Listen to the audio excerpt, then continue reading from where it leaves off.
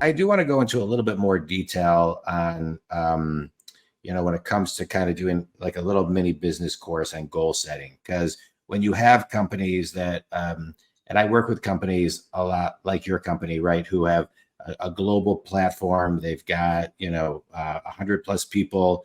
So what are three things that companies should be thinking about when it comes to not only setting goals, but inspecting what you expect with goals? So let's just come up with maybe the top three. What's the first thing? So when you do a goal setting measure with your team, even your senior most people will put tasks in their goals. They will confuse the two. Right. So just watching out for that, knowing that that's going to happen. You also mentioned one, which is making them specific and objective. Super important that there's something to measure.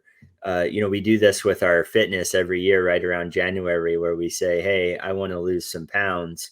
But then we don't often translate that into what are the daily habits that are going to get us there. Right. And so I think we all can relate to that around personal fitness. But then in a business, do we have those KPIs and those leading indicators that we can kind of go from here's what we want, where we want to be annually, but what does that mean for today or this week? Right. And so breaking down some of the larger goals into their smaller components, I think is just a necessary part of that goal setting. So I always say goals equals habits, and that should be a natural progression of what's going on in a goal setting. Yeah. And then checking back frequently, not losing sight of that, where the goals are always above the tasks. We're always going back to the goal rather than getting sucked into the tasks as we're executing. That's easy to do. Yeah. No. Yeah. What would be one more thing?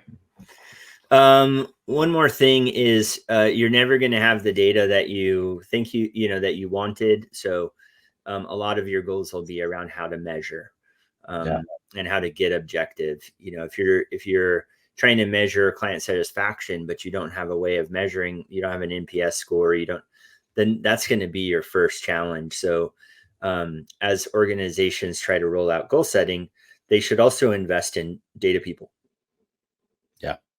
Yeah.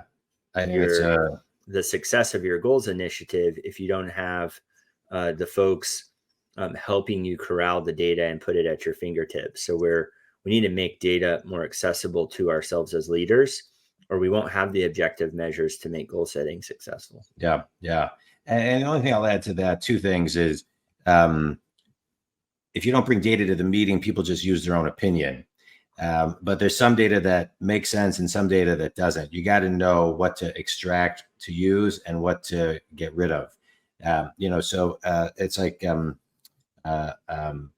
Sam Walton used to go from the boardroom to the diner, have coffee and pie with his customers to see what data meant, what data was important to them, and then go back to the boardroom and prioritize it. So I think that's a really important part.